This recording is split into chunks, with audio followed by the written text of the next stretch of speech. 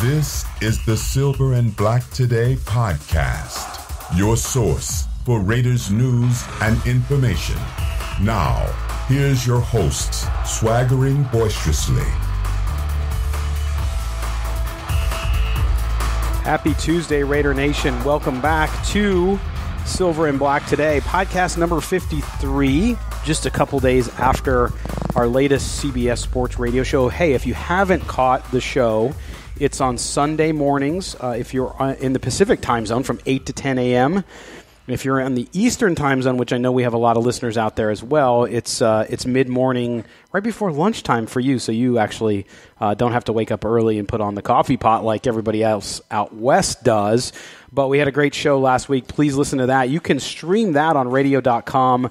You can also, if you miss the show, that's okay, because usually within an hour or two after, we have it posted up on our website in its totality with the commercials taken out, of course, so you don't have to listen to the commercials even.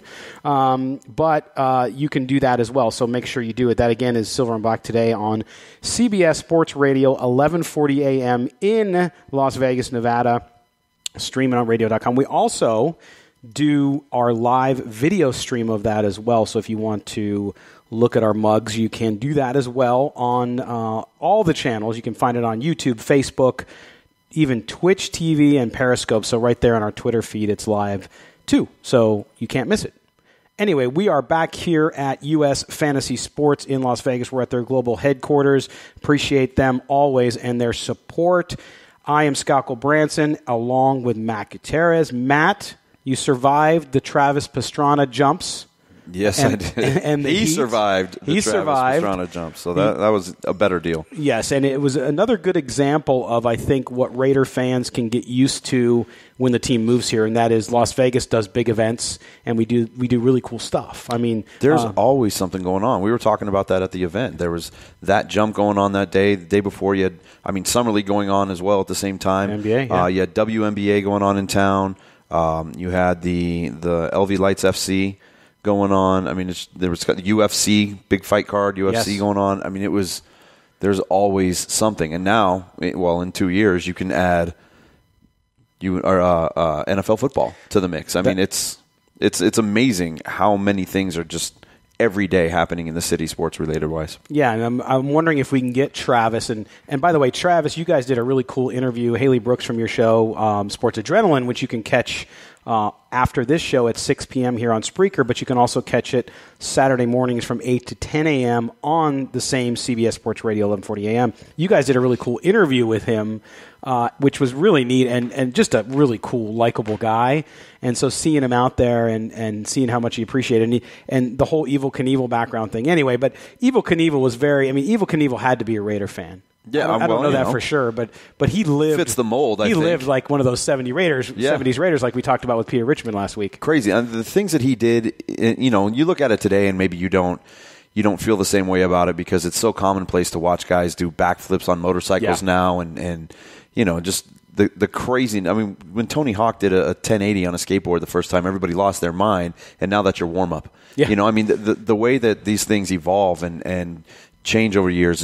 It's crazy to think about Evel Knievel doing that stuff back then on a bike that was slower. We talked about that earlier. Yep. Slower bike, heavier bike, and the science behind it, which is a good point that you brought up before we came on. The trajectory, the way that they plan everything out, and those ramps and all that stuff, that was much different. And there's a reason that he ended up in a 28-day coma with skull fractures and broken back and 2 busted femurs and everything else. It's nuts. So even though today's technology is a lot better and it's easier for these guys to do it, there's still a high risk element involved there. And to do all 3 of those jumps within the 3-hour span, it was cool to watch. It was neat to be there. It was very cool. And again, the reason we're talking about that is not only because it just happened and Matt was there covering it, but Las Vegas does big events well. So if you're a Raiders fan and you're going to be coming to a game here in 2 years when the stadium opens in 2020, which we will talk about in a second. What year? 2020. Sure. Gosh. Does your math add up? Unbelievable. We're going to talk about the tinfoil hats, which we usually don't talk about because they don't deserve our time. But the ignorance is growing, so we need to talk about it.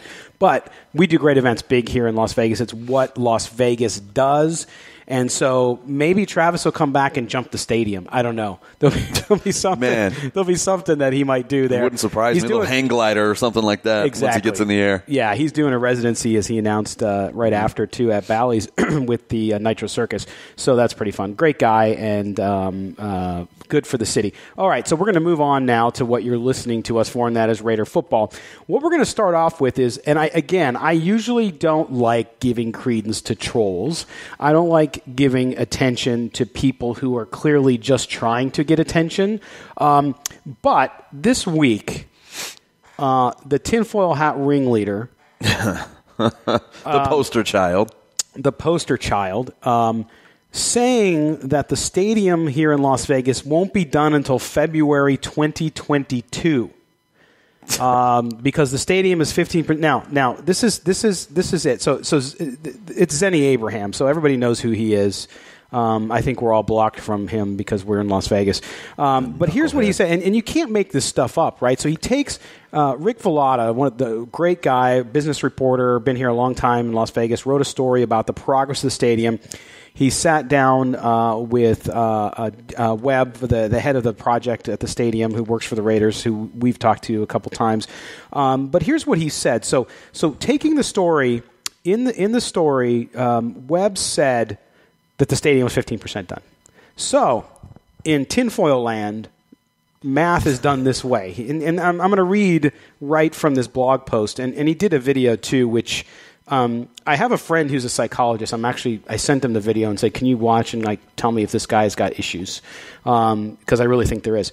So he says, here's what he says, quote, "But the fact remains, from stadium groundbreaking to July 8th, it's been 233 days, over which time 15% of the construction has been done." Now, construction did not start at groundbreaking. Right. First of all. So point number one, just ridiculous. Take 15% and convert that into a number which is 0.15. Just stay with me, Matt. Mm-hmm. Then take the 15 and divide it by 233 to get the total number of days needed to finish the stadium based on what Mr. Webb said. That's 1,533 days. What the hell, man? Then subtract. Wait, it's not over. It's not over. The madness continues. Then subtract 233 to shave off the days already elapsed.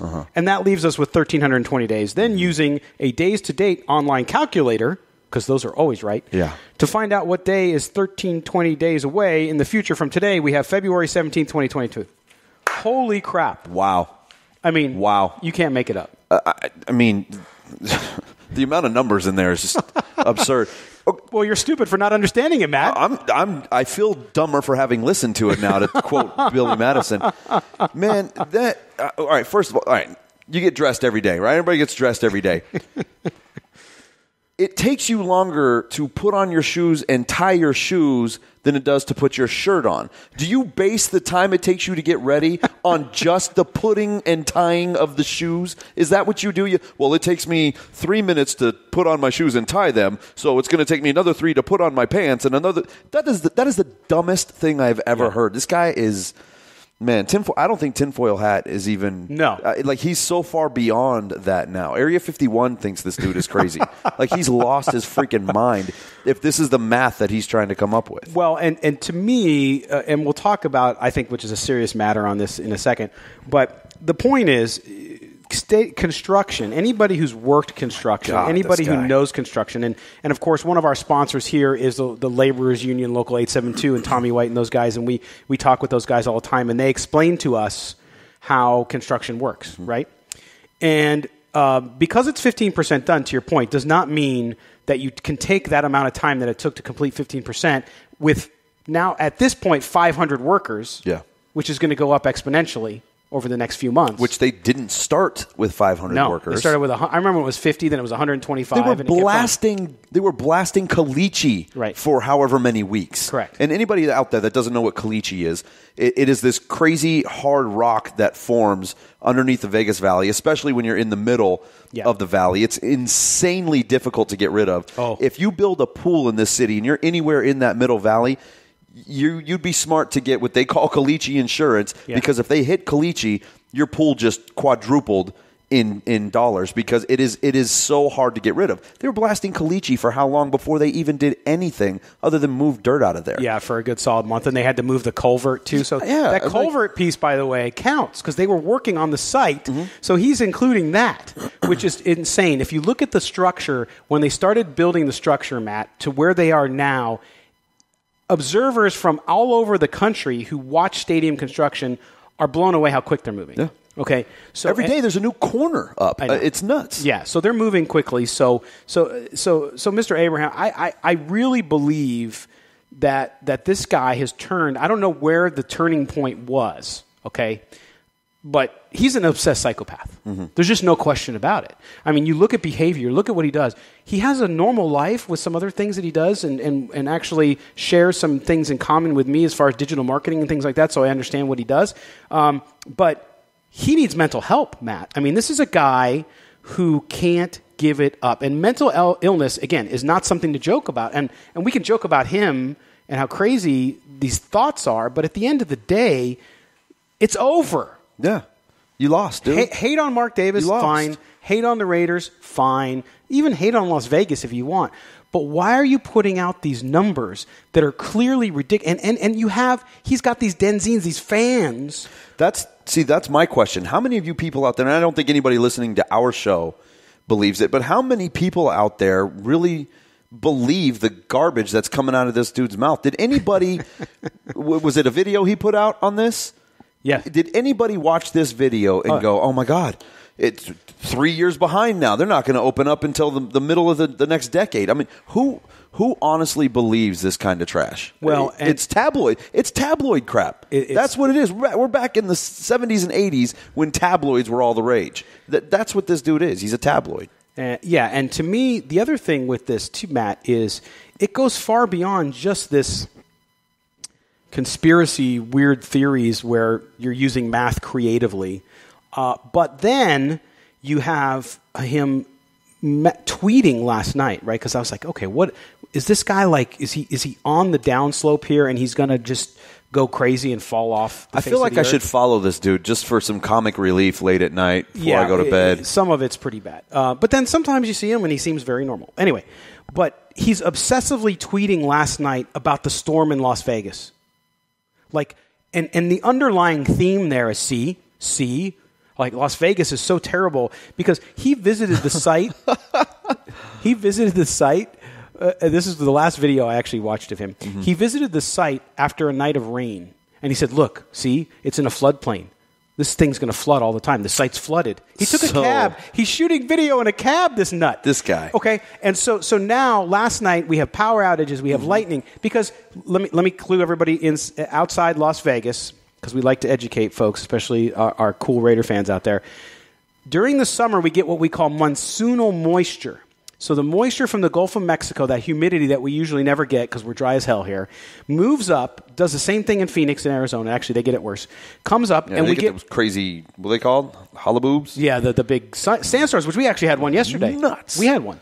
So they have that, and then it's followed by rain, and you get humidity, and we're sitting there, oh, it's 30% humidity. Help us, right? It was miserable, man. Look, don't downplay it. That damn humidity was a joke. But all 30% of it. I don't care. We get these monsoonal moisture and these monsoonal storms every year. Okay, so in Las Vegas, there's signs all over the place starting, let's say March, that say about flash flooding because the ground is so hard. You talked about caliche. Yeah, everything out here is either pavement or the hardest surface you've ever. If you go running through the desert on any given day, it's like running on uneven concrete. The ground is hard. There is no place for the water to go, so it just runs across the top. But guess what happens after it stops raining?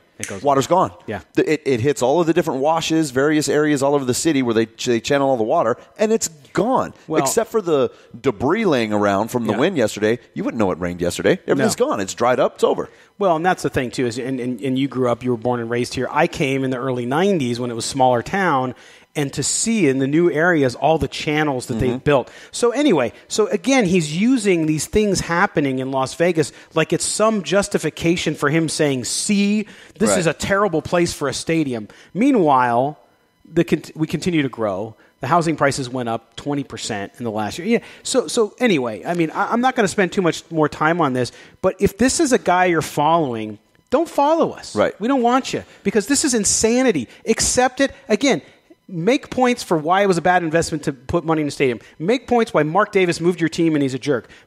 I'm fine with that. I don't agree, but if that's cool, I have no problem. But this stuff is just off the charts nuts. How's he going to talk about where the stadium is built when the Coliseum in Oakland sits below sea level? That field sits below sea level. So the drainage is atrocious out there. It's constantly just coming up. That turf is terrible, especially when the dirt infield is still down there. Yeah. But you want to talk about a bad place to build a stadium, that's a bad place to build a stadium because of where that field sits. We're already 2,000 feet up in the air. When we're above sea level, 2,000 feet. So, yeah, we get rain a couple of times a year. By the way, it rarely rains during football season, and it certainly doesn't rain during football season like it does over the summer. When we do get these storms that roll through, they last for a couple of hours. They're very isolated. We get our little flash floods, and it's gone before you know it. We don't have these storms that come in and sit for a week where you get 12 hours of rain every single day for 7 straight days. That's right. It doesn't happen. We're an isolated valley. Storms move in, and they're out, and that's that. That's it. Yeah. So anyway, and our man Corey Sanford. Corey, by the way, I hope San Diego's treating you well now that you're down there. We'll have to chat about that. I don't know what's worse, the things he and other guys say or the people who actually believe them. Yeah, that's my point. Who's listening to this crap? It's a borderline cult. And it's funny you say that, Corey. Thanks for the comment. It's funny you say that because in my mind, again, I'm 48 years old, right? So I grew up in the 70s and 80s. Jim Jones. Everybody know Jim Jones, the guy who that's where the term drinking the Kool-Aid came from because they all killed themselves in Ghana. Because they followed this nutbag who was a cult leader. Then in San Diego, we had the stupid UFO people who killed themselves too. Anyway, but yes, Corey, I agree with you. It is sad, and we've devoted about 10 minutes to it. So we're gonna move on. But look, folks, listen for the facts. If you have questions, people can allege what they want that we have interest or whatever. How about ask the people that are here? Yeah, ask Vegas people. You know what I mean? But he comes for CES, so he knows Vegas. He doesn't know anything about Vegas other than where it's at. That's about as much as he knows about this city is where it sits on a map. Yeah. Ask the people that are here. Ask people that have watched places like City Center go up in the blink of an eye. Yeah. That's a bigger project than the stadium. Yeah. Albeit the stadium is going to be awesome. It's huge. City Center was massive, and you turn around and it was done. Well, the cult, I love it, Corey. The cult doesn't matter. So anything that comes out of Vegas, they instantly say is false and that we're just saying things to say things. Like the stadium's not really being built, even though you can go on and watch it live. I drive by something that looks like a stadium being built every morning we go to the radio show. So it's almost like it's almost like the Stanley Kubrick fake the moon landing, right? Yeah. So yeah, we're not really building the stadium. No, it's just a video. It's in the desert. Anyway, so that's enough of that. But and if you do have questions about what's happening in Las Vegas, we're gonna be covering that a lot more. It's been summertime, so with things slow down. Just ask us. Yeah. Just asking. We're around. And we got people here. We see things. And we're around the guys building it, yeah. by the way. So that's something we talk about. Anyway, we're going to move on now to one of the things we want to talk about. We're going to stay on the stadium, Matt. and earlier today, I asked a question on Twitter of our fans around food at the stadium, and we're going to talk about that in a minute. But first, I want to talk about traditions, right? So one of the things that makes Raiders football so great is, number one, the fan base, and number two, the traditions that have started, and all credit to Oakland because that's where they started, and some of them in LA too.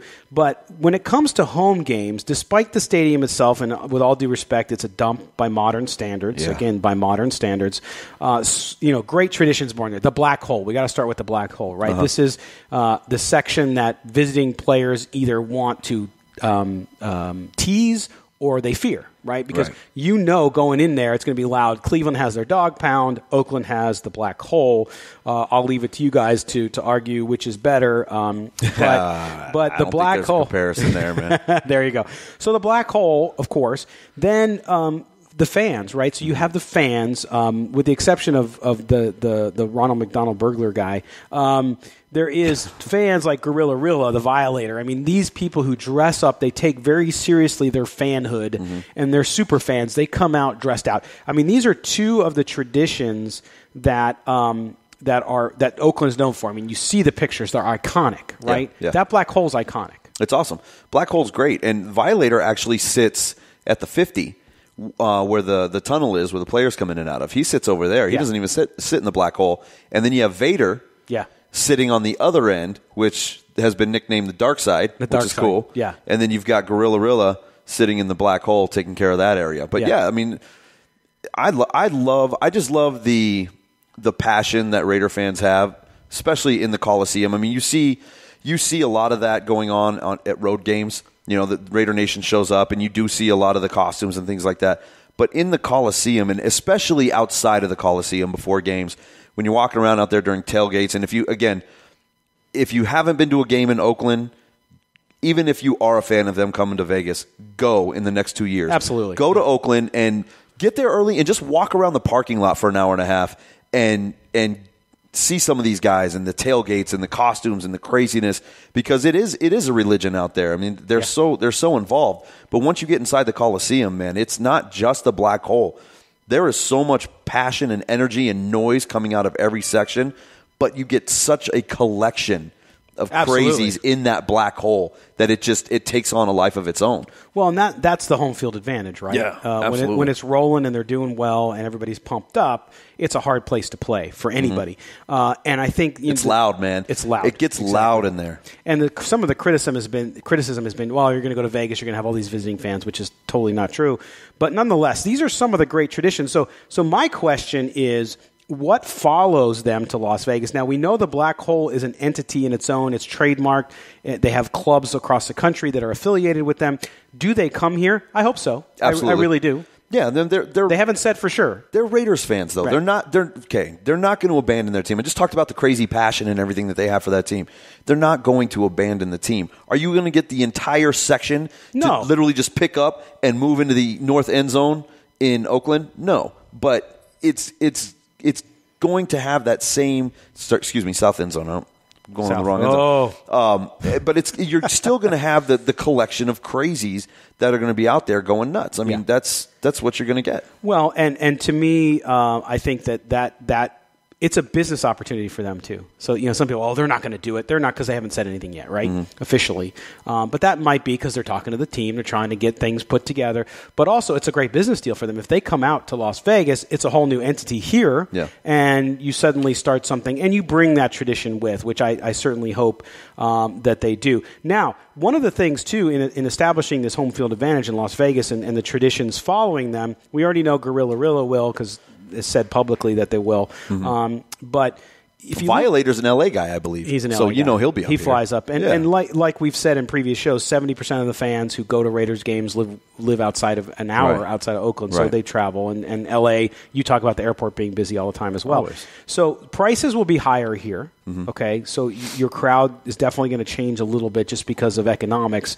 And sources have told us time and time again, right, that the Raiders will focus on making the stadium a much more family-friendly environment. I'm not knocking Oakland, but I've been there, and it was not friendly. Right. There's issues, right? But that's every stadium. But in Oakland, it is every stadium. But what they've done in a lot of the newer stadiums now is they have specific family sections. Correct. Where that kind of stuff just isn't tolerated. It could be a limit on alcohol sales, different things like that. So I wouldn't be surprised if they have something like that where, the end zones are the end zones, and that's just the way it's going to be.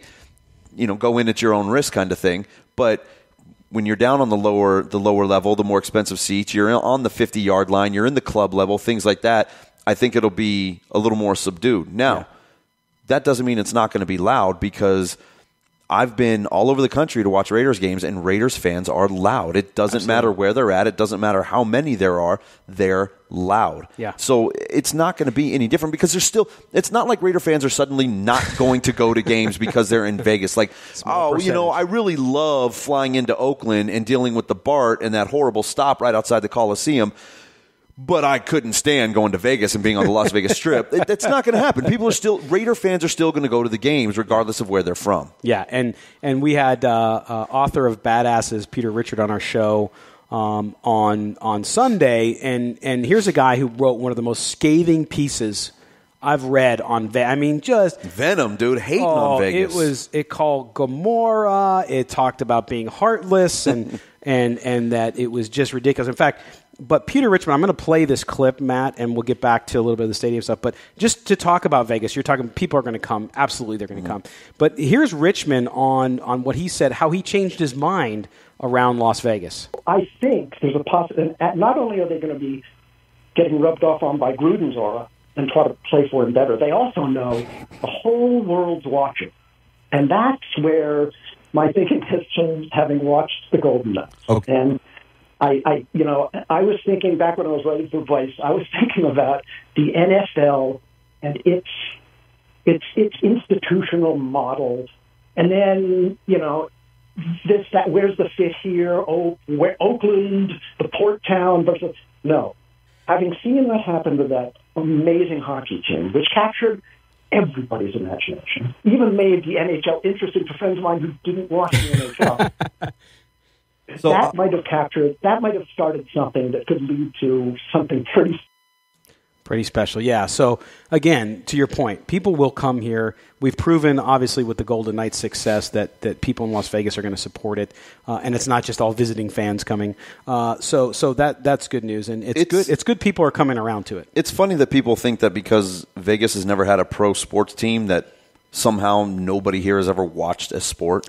I mean, that's the ridiculous perception that people act like that they have, that, oh, well, they don't have a team, so how could they ever know about hockey? How much did we hear that this season? You guys don't even know about hockey because you don't have a team. Yeah, but I got this little thing called a TV, and it has lots of channels on it, and they broadcast games on there. And not only that, Matt, but I know you were born and raised here and have lived here your whole life.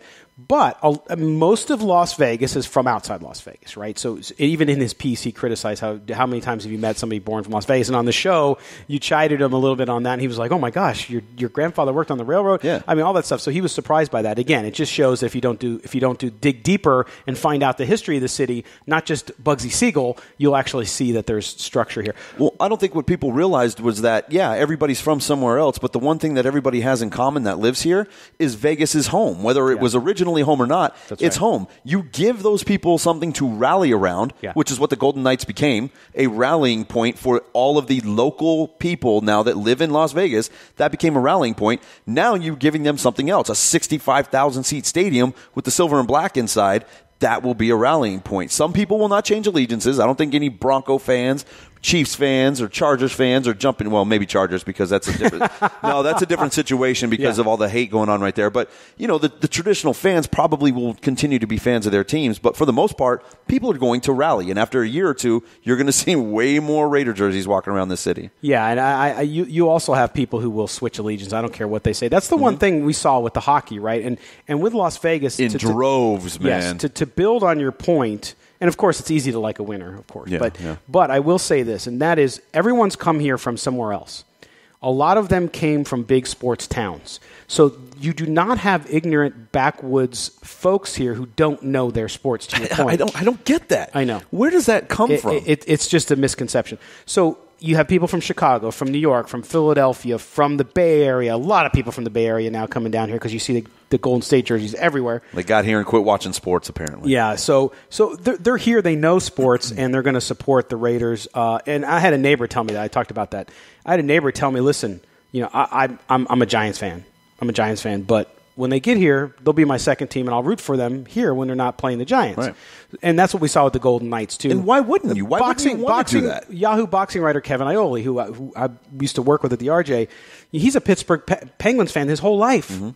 Okay, and when the Penguins came, he wore like both shirts, a hat and a shirt and all that stuff. But he was the biggest Golden Knights fan you'll ever see. Yeah. So I think you're going to see that repeat with the Raiders as well. It's almost impossible not to. When you're in the middle of it, you're immersed in it all the time. It's all the talk on the radio. It's all the talk on TV. Every single paper. Everything is centered around the team that your community is part of. Yeah. How can you not want to be a part of that? Well, we're gonna step aside just for 1 minute here, so you can hear from our sponsors. And when we come back, I want to talk about the fallacy that is tailgating with the Raiders. All right. Okay. Let's do it. And I'll I've been out there that. plenty. I'll explain that in just a minute. You're listening to Silver and Black today here on Spreaker. We'll be back with you in just a second. All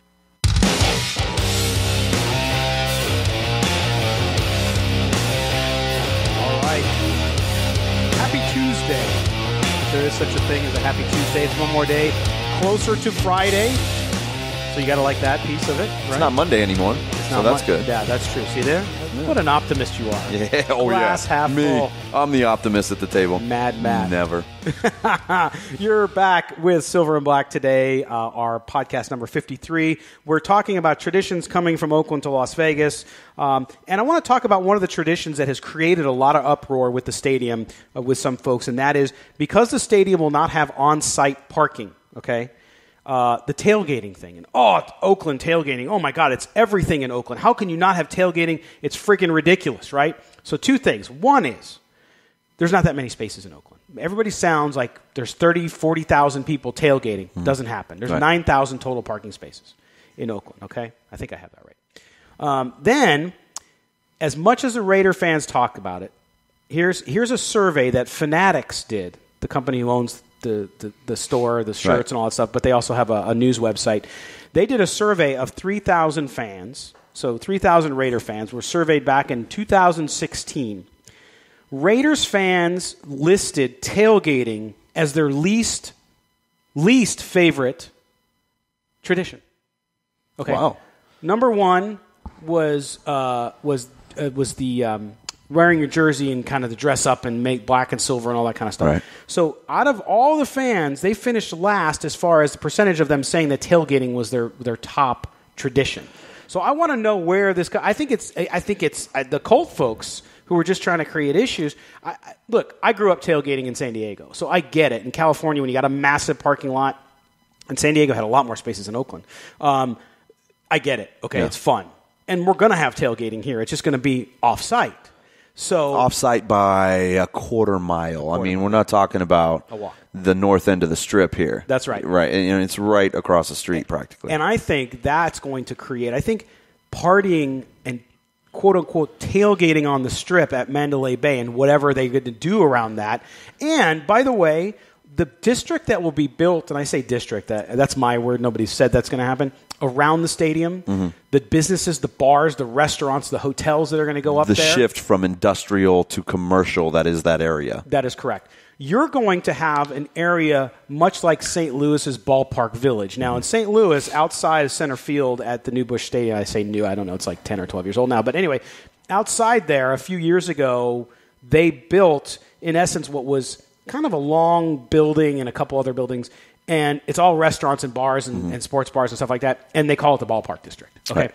So, or Village. So, and then you got San Diego with the gas lamp, which is much, much bigger and a bigger project, but nonetheless, that's what you're going to see here. So, yes, there'll be tailgating if you want to drive your Toyota truck in with a cooler and a barbecue and do that, you'll be able to do that. Right. But for most people, especially if they're in visiting, okay, they didn't drive to the game, they're going to want another option. So we're going to have a tradition and a tailgating partying experience on the strip that will be like no other in the NFL. I went to New Orleans a couple of years ago for opening day actually in 2016, Raiders and Saints. Not a huge parking area around the Superdome. I was in Seattle that same year, just happened to be in Seattle, and there was a Thursday night going on, the Rams and the Seahawks. Went to that game. Not a huge parking area around there. And nobody seemed upset about the fact that there weren't a million barbecues and pickup trucks hanging around. There were so many things. Bourbon Street obviously was crazy. They put on, like the Raiderville thing they have in Oakland right now. They've got that going on in New Orleans, this huge area where people go out and eat and drink and party and have fun. This stadium is across the street from the Las Vegas Strip, where Oh, there's nothing going on there. 44 million people a year come in and hang out and drink and eat and party and do everything that you do in a tailgate. Right. What makes you think that you're going to come to Vegas and be lacking for some kind of pregame experience when you are directly across the street from the most amazing hotels and casinos on the planet? The simple answer is it's different. Right? It is different, but change isn't always bad. But not only that, we know from the numbers that even a majority of probably a simple majority, or around half, of the people who tailgate in Oakland don't go to the game. Mm-hmm. So you're going to tell me that you want a team investing in a state, investing all that money in a stadium to build a parking lot so you can come and freeload.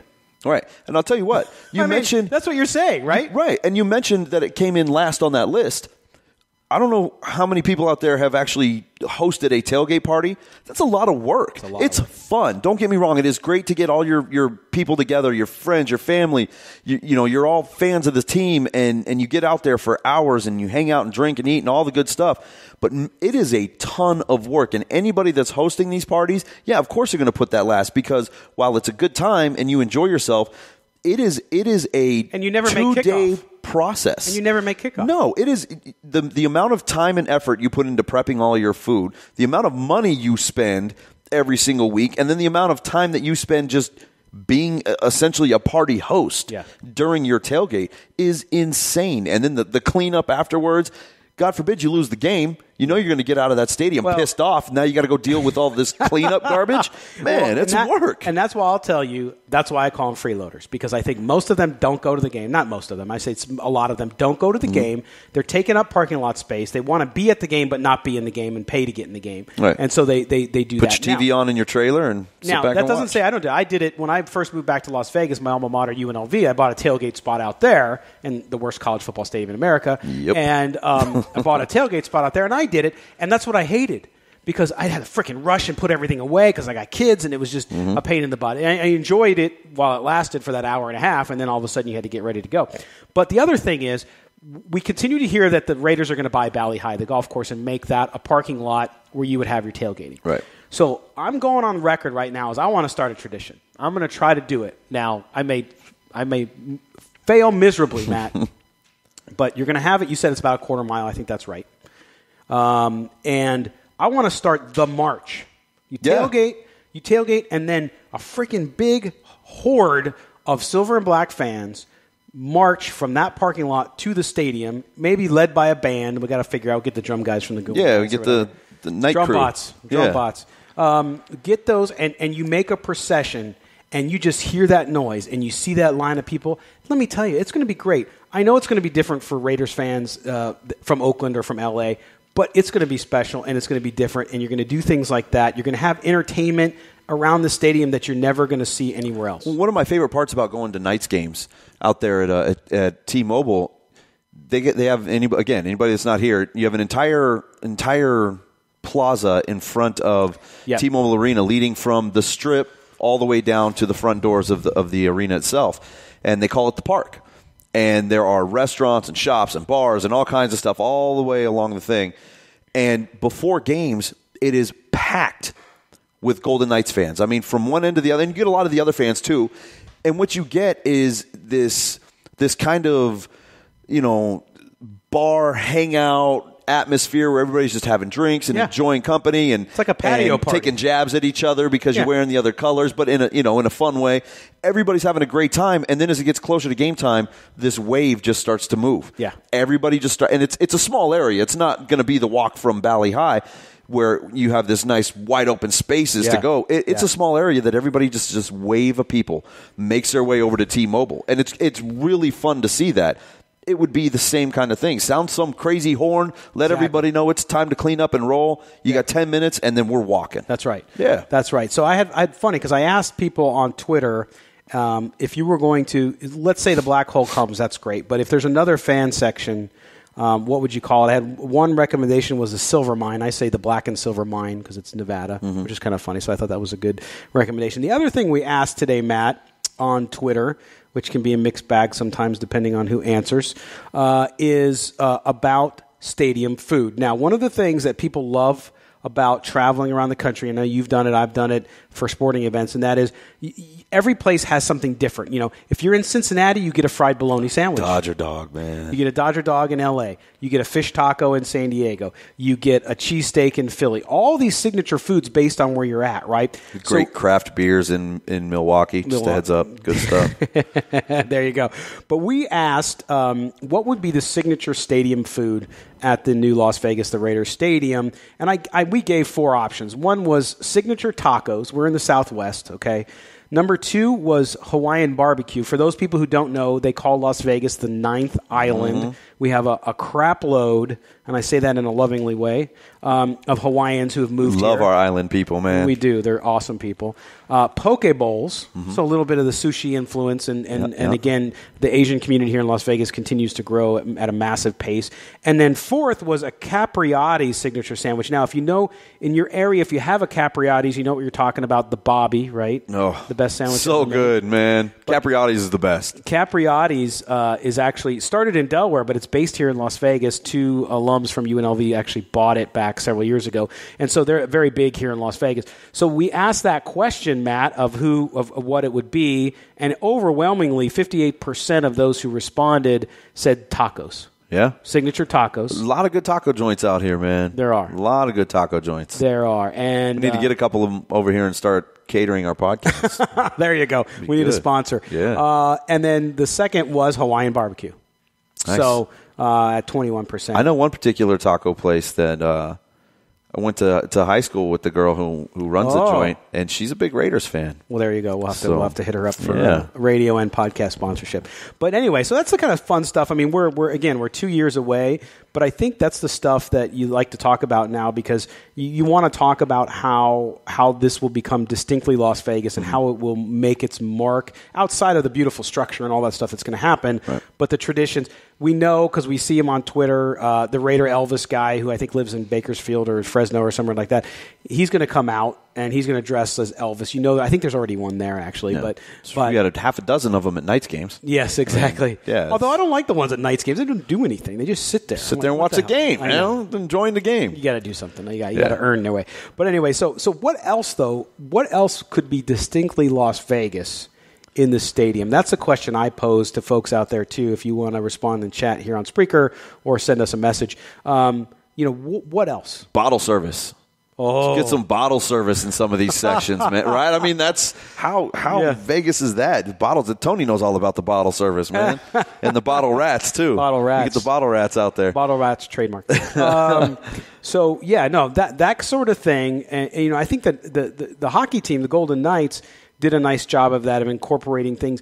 They didn't go overly Vegas, right. But they, when they win, they play Viva Las Vegas. The environment is Vegas, though. It's very loud. Knights games there's so much energy in there. The crowd is always loud not just because they're so into the game and they're having fun, but they do a really good job production-wise of keeping everybody engaged throughout the entire game. So even when you're in, the woo. I hate the woo, but even when you're in the middle of commercial breaks, when it's TV game, you're still engaged in what's going on. Yeah. So everybody's energy level stays up, and it equates to that kind of club feel, that club atmosphere, and T-Mobile actually has a club. Kind of thing. The Hyde Lounge upstairs, which is really cool if you've ever been up there. Yeah, it's high. It's not a great place to watch the game, but not as bad as you would think. No, believe it or not, because hockey's such a big ring. Yeah. Don't go up there for a concert unless you just want to go up there and party. You can't see anything, man. You cannot see anything from up there for a concert. We're going to do a story on this, though, pretty soon. And, of course, we're getting closer, Matt, to training camp starting. Right, we have 17 days now. Yep. Yeah, around there, and so we'll be back to talking all about football. But we love talking about this stuff, and since the stadium was brought up by some wackos, we wanted to give you some good information and some good chat around it. Now, the Raiders, we've talked about how involved they've been here, Matt, in the community, and with our last few minutes here of the podcast, I wanted to address that the Raiders. This Thursday, I know you're going out. Our own David Stepanian, our correspondent, is going to be out there as well covering this event. The Raiders Foundation, along with Raiders President Mark Bedane, alumni including Napoleon McCallum and Chris McLemore, the Raiderettes, of course, And by the way, they don't sell. I'm trying to get this Raiderette outfit for my wife, and they just don't sell them. Yeah, man. Good luck. Good luck with that. Yeah, no, I already bought her a hot dog and a stick one. Anyway, so the little hat. Yeah, that's right. Veterans Village. The Raiders are going to be presenting. We don't know how much yet because that's the reveal. A 6-figure check. Yeah. From the Raiders Foundation, from the Celebrity Swing event that we covered. Yep. The golf event at Top Golf in Las Vegas a couple months back. Those donations are going to be used to purchase container homes for 6 veterans who've completed the Veterans Village Career and Life Planning Counseling Program. Now, that's a big deal. If you know what Arnold Salk and Veterans Village have done here in Las Vegas, it is brilliant work. Helping men and women who've served our nation and done that. They're there 24 hours a day, 365 days a week. 365 days a year, excuse me, not a week. It seems like that sometimes. A lot of days in a week. That's right. But that's going to be this Thursday, July 12th at 11 a.m. out at Veterans Village, which is on North 21st Street in Las Vegas. And again, I know you're going to be out there, Matt, and David's going to be out there, and some others will be out there to do that. But knee deep in the community, man. This is a great one. This hits home, I think, for a lot of us who know what kind of challenges some of our veterans have. Yeah, they're all over the place, man. The Raiders have done such a good job already of becoming part of the Las Vegas community. We mentioned Mark Davis at the Aces game the other night. Yep. He was at a dozen Knights games at least, and they're throughout the playoffs. And then everything that they do with the Goody Two Shoes event over the winter, and then the Veterans Village, and just so many great community-related projects that they're already taking part of. Yeah. And they're not even here. They're not even here yet. No. We've still got 2 years. So, yeah, this is going to be a good one. I'm anxious to see how many figures are in that 6-figure. It's going to be fun, and kudos to them. And again, Arnold Salk, Veterans Village, if you're here in Las Vegas, or even if you're outside, check them out on the web and see what they're doing, building these homes out of containers for these vets who can't afford a home, but they want to give them a roof. And the Raiders are going to make it possible for 6 of these veterans to have their own home, which is really remarkable. So kudos to the organization, kudos to Mark Bedane and Arnold over at Veterans Village. Well, that's going to wrap it up for us today on this podcast. Remember, check out silverandblacktoday.com, our website. We'll have some stories up this week on a bunch of different things, including this event, the Raiders Foundation event out at Veterans Village.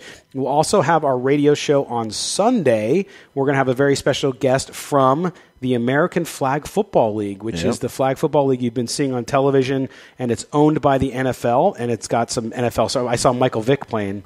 He can still throw the ball, man. Man, I mean, he can't play in the NFL anymore, but he's pretty much better than anybody else out there that you know. So he could fling that rock, man. Let me tell you something. But we're going to talk to them. We'll have also some other guests, and we'll be talking about Raiders news.